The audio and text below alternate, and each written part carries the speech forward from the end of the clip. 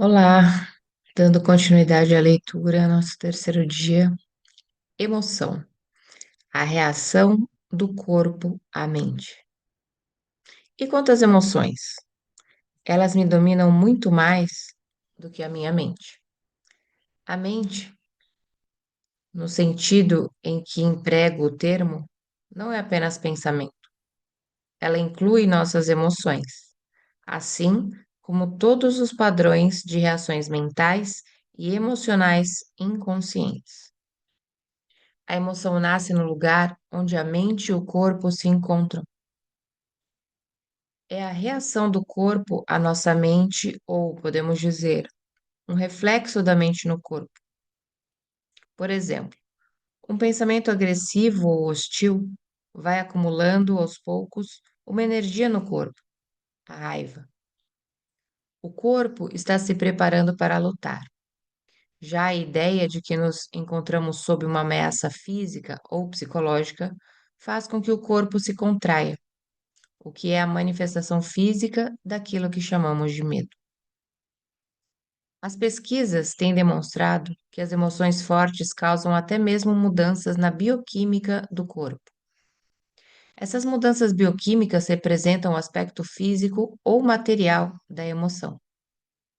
Em geral, não temos consciência de todos os nossos padrões de pensamento. Só é possível trazê-los à consciência quando observamos nossas emoções. Quanto mais identificados estivermos com o nosso pensamento, com as coisas que nos agradam ou não, com nossos julgamentos e interpretações, ou seja, quanto menos presentes estivermos como consciência observadora, mais forte será a carga de energia emocional. Tenhamos ou não consciência disso. Se você não consegue sentir as suas emoções, se as mantém à distância, terminará por senti-las em um nível puramente físico, como um sintoma ou um problema físico. Muito se tem escrito a respeito disso nos últimos anos. Portanto, não precisamos nos aprofundar no assunto. É possível que um forte padrão emocional inconsciente venha a se manifestar como um acontecimento externo, algo que parece acontecer só com você. Por exemplo, tenho observado que as pessoas que guardam muita raiva dentro de si, mesmo sem ter consciência e sem falar sobre o assunto, são mais propensas a ser atacadas verbalmente, ou até mesmo fisicamente, por outras pessoas cheias de raiva, com frequência, sem qualquer motivo aparente. A razão é que elas desprendem uma raiva tão forte que acaba sendo captada de forma subconsciente por outras pessoas. E isso aciona a raiva latente que essas trazem dentro de si. Se você tem dificuldade de sentir suas emoções, comece concentrando a atenção na área de energia interior do seu corpo. Sinta o seu corpo lá no fundo. Essa prática colocará você em contato com as suas emoções. Aprofundarei o assunto mais adiante.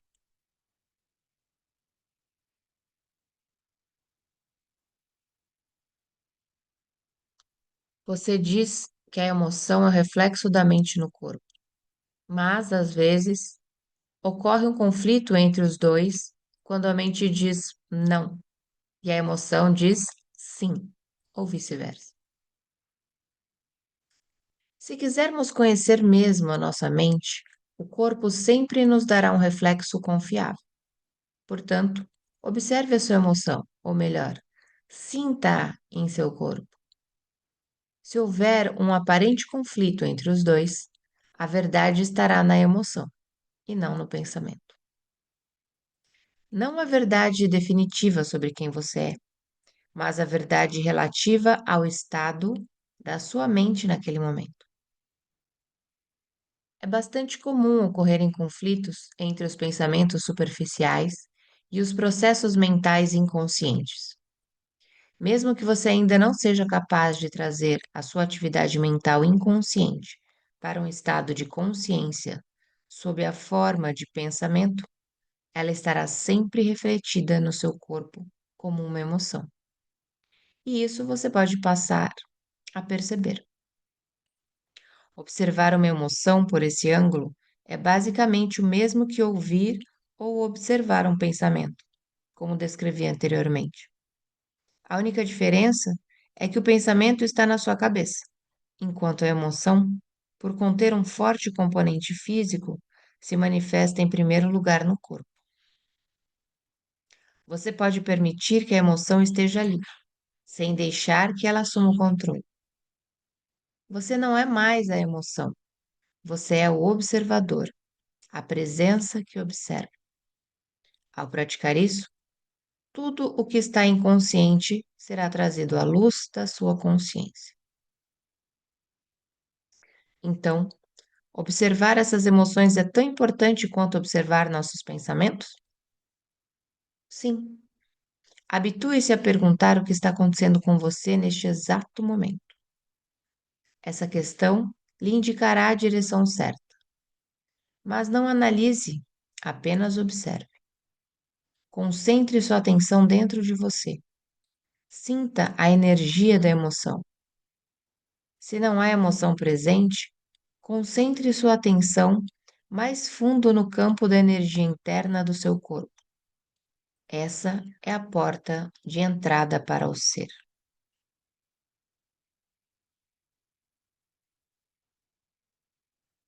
Uma emoção, em geral, representa um padrão de pensamento amplificado e energizado. Por conta da carga energética quase sempre excessiva que ela contém, não é fácil, a princípio, termos condições para observá-la. A emoção quer assumir o controle e quase sempre consegue, a menos que você esteja presente e alerta. Se você for empurrado para uma identificação inconsciente com a emoção, ela se tornará temporariamente você. É comum se estabelecer num círculo vicioso entre o pensamento e a emoção, porque um alimenta o outro.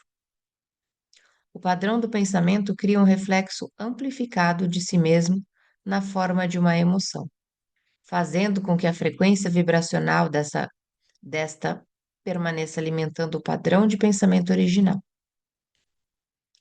Ao lidar mentalmente com a situação, acontecimento ou pessoa que é identificada como causadora da emoção, o pensamento fornece energia para a emoção, a qual, por sua vez, energiza o padrão de pensamento e assim por diante. Basicamente, todas as emoções são modificações de uma emoção primitiva não diferenciada, cuja origem é a perda da percepção de quem somos por trás do nome e da forma. É difícil encontrar um nome que descreva essa emoção primitiva. A palavra medo é muito próxima, mas além do sentido de ameaça permanente, ela pode ser entendida como um profundo sentimento de abandono e incompletude. Por isso, talvez seja melhor usar uma palavra que não se confunda tanto com aquela emoção básica e chamar isso simplesmente de sofrimento. Uma das principais tarefas da mente, uma das razões da sua atividade incessante, é a de combater ou eliminar o sofrimento emocional, embora ela invariavelmente só consiga encobri-lo por um tempo. De fato, quanto mais a mente tenta se livrar do sofrimento, mais ele aumenta. A mente nunca pode achar a solução, nem pode permitir que encontremos a solução, porque é, ela mesma, uma parte intrínseca do problema. Imagine um chefe de polícia tentando achar um incendiário, quando o incendiário é o próprio chefe de polícia. Não nos livraremos desse sofrimento enquanto não extrairmos o sentido do eu interior da identificação com a mente, ou seja, do ego. A mente é, então, derrubada da sua posição de poder, e o ser se revela em si mesmo, como a verdadeira natureza da pessoa. Já sei o que você vai perguntar agora. Eu ia perguntar: O que acontece com as emoções positivas, com o amor e a alegria? Elas são inseparáveis do estado natural de conexão interior com o ser. Sempre que houver um espaço no fluxo dos pensamentos, podem ocorrer lampejos de amor e alegria, ou breves instantes de uma paz profunda. Para a maioria das pessoas, tais espaços raramente acontecem, e mesmo assim, por acaso, nas ocasiões em que a mente fica sem palavras, instigada por uma beleza estonteante, uma exaustão física extrema ou mesmo um grande perigo. De repente se instala uma serenidade interior, e dentro dessa serenidade existe uma alegria sutil, mas intensa. Existe amor, existe paz. Normalmente, tais momentos têm vida curta, pois a mente logo reassume essa atividade barulhenta a que chamamos pensar. O amor e a alegria e a paz não conseguem florescer a menos que tenhamos nos livrado do domínio da mente. Mas eu não os chamaria de emoções. Eles estão por baixo das emoções, em um nível mais profundo. Portanto, precisamos nos tornar plenamente conscientes de nossas emoções e ser capazes de senti-las antes de ser capazes de sentir aquilo que está além delas. A palavra emoção significa literalmente desordem. A palavra vem do latim emovere, que significa movimentar. Amor, alegria e paz são estados profundos do ser, ou melhor, três aspectos do estado de ligação interior do ser. Assim, não possuem opositores pela simples razão de que surgem por trás da mente. As emoções, por outro lado, sendo uma parte da mente dualística, estão sujeitas à lei dos opostos. Isso quer dizer simplesmente que não se pode ter um bom sem que haja um mal. Portanto, numa condição não iluminada de identificação com a mente, aquilo que algumas vezes é erroneamente chamado de alegria é o lado geralmente breve do prazer, dentro da alternância contínua do ciclo sofrimento-prazer. O prazer sempre se origina de alguma coisa externa a nós, ao passo que a alegria nasce no nosso interior. A mesma coisa que proporciona prazer hoje provocará sofrimento amanhã, ou nos abandonará e essa ausência causará sofrimento. Do mesmo modo, o que se costuma chamar de amor pode ser prazeroso e excitante por um tempo, mas é um apego adicional, uma condição de necessidade extrema, que pode vir a se transformar no oposto, em um piscar de olhos. Muitas relações amorosas, passada a euforia inicial, oscilam entre o amor e o ódio, a atração e a agressão. O amor verdadeiro não permite que você sofra. Como poderia? Não se transforma em ódio de repente, assim como a verdadeira alegria não se transforma em sofrimento. Antes de atingirmos a iluminação, antes mesmo de nos libertarmos de nossas mentes, podemos ter lampejos de alegria autêntica, de um amor verdadeiro ou de uma profunda paz interior, tranquila, mas intensamente viva. Esses são aspectos da nossa verdadeira natureza, em geral, obscurecida pela mente. Mesmo dentro de uma relação normal de dependência, é possível haver momentos em que podemos sentir a presença de um genuíno incorruptível, mas serão somente lampejos, a serem logo encobertos pela interferência da mente.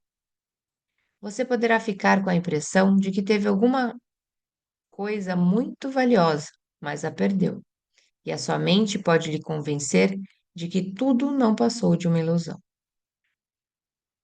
A verdade é que não foi uma ilusão e você também não perdeu nada. Esse algo valioso é parte de seu estado natural. Pode estar encoberto, mas nunca ser destruído pela mente. Mesmo quando o céu está totalmente coberto, o sol não desapareceu, ainda está lá, por trás das nuvens. Buda diz que a dor ou o sofrimento surge através de desejos ou anseios, e que para se libertar da dor é preciso romper as amarras do desejo. Todos os anseios nascem da busca da mente por salvação ou satisfação nas coisas externas e no futuro, como substitutos da alegria do ser. Se somos nossas mentes, somos aqueles anseios, aquelas necessidades, desejos, apegos e aversões.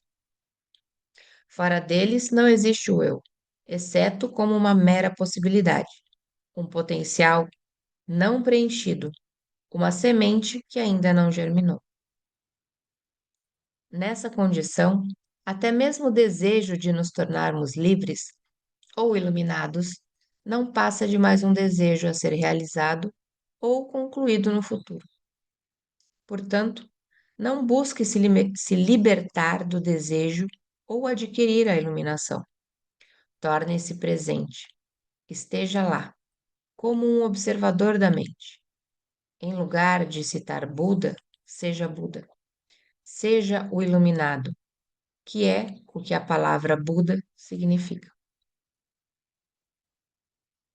Os seres humanos têm vivido enredados pelo sofrimento por séculos, desde que decaíram do estado de graça, penetraram no domínio do tempo e da mente e perderam a percepção do ser. Nesse momento, começaram a se perceber como fragmentos sem sentido, em um universo estranho, sem conexão com a fonte e com o seu semelhante.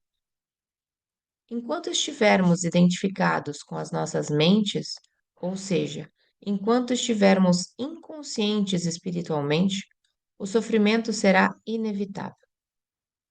Refiro-me aqui ao sofrimento emocional, que é também a causa principal do sofrimento físico e da doença.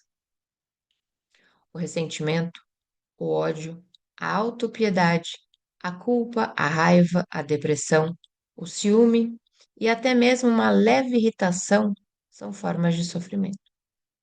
E qualquer prazer ou forte emoção contém em si a semente do sofrimento. É o inseparável oposto, que se manifestará com o tempo. Quem já tomou bebidas alcoólicas ou drogas para ficar alto, sabe que o alto se transforma em baixo, que o prazer se torna uma forma de sofrimento. A maioria das pessoas também sabe, por experiência própria, como uma relação íntima pode se transformar de modo fácil e rápido de fonte de prazer em fonte de sofrimento. Vistas de uma perspectiva mais ampla, tanto a polaridade negativa quanto a positiva são lados de uma mesma moeda. São parte de um sofrimento que está oculto, inseparável do estado de consciência identificado com a mente.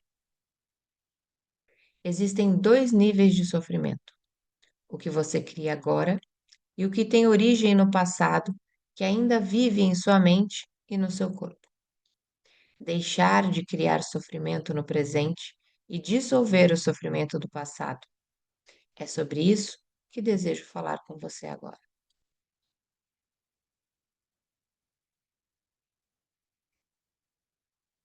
Capítulo 2: Consciência, o caminho para escapar do sofrimento. Não crie mais sofrimento no presente. Ninguém tem uma vida livre de sofrimento e mágoa. Não é uma questão de aprender a viver com isso.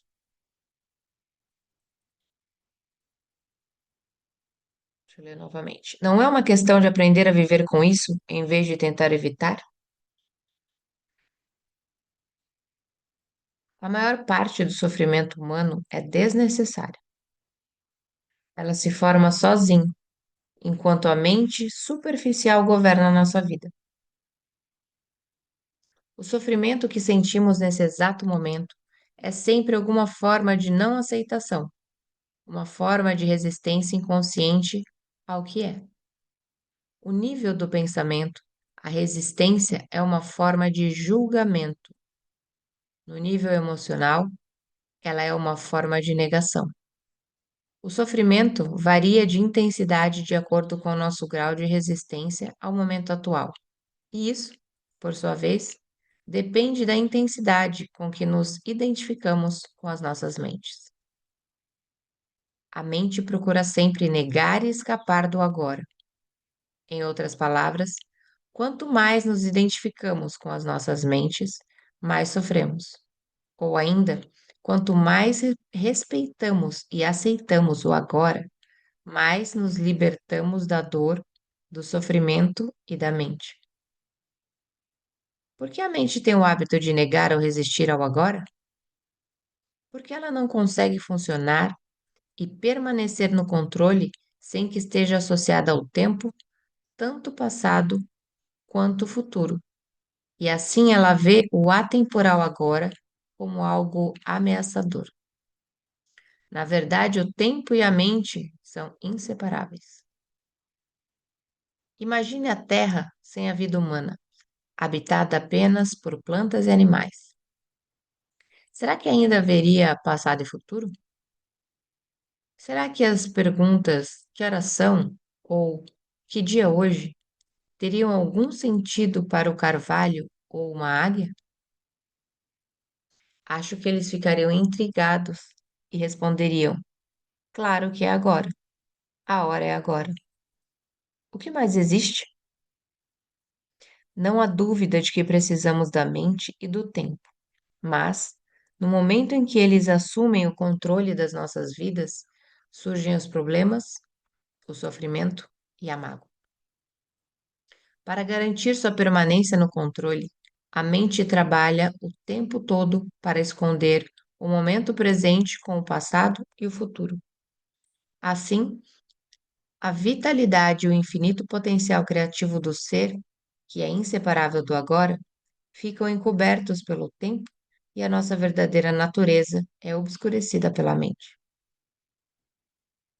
Todos nós sofremos ao ignorar ou negar cada momento precioso ou reduzi-lo a um meio para alcançar algo no futuro, algo que só existe em nossas mentes, nunca na realidade. O tempo acumulado na mente humana encerra uma grande quantidade de sofrimento cuja origem está no passado. Se não quer gerar mais sofrimento para você e para os outros, não crie mais tempo, ou pelo menos, não mais do que o necessário para lidar com os aspectos práticos da sua vida. Como deixar de criar tempo? Tendo uma profunda consciência de que o momento presente é tudo o que você tem. Faça do agora o foco principal da sua vida. Se antes você se fixava no tempo e fazia rápidas visitas ao agora, inverta essa lógica, fixando-se no agora e fazendo visitas rápidas ao passado ou ao futuro quando precisar lidar com os aspectos práticos da sua vida. Diga sempre sim ao momento atual, o que poderia ser mais insensato do que criar uma resistência interior a alguma coisa que já é? O que poderia ser mais insensato do que se opor à própria vida, que é agora e sempre agora? Renda-se ao que é. Diga sim para a vida e veja como, de repente, a vida começa a trabalhar mais a seu favor em vez de contra você.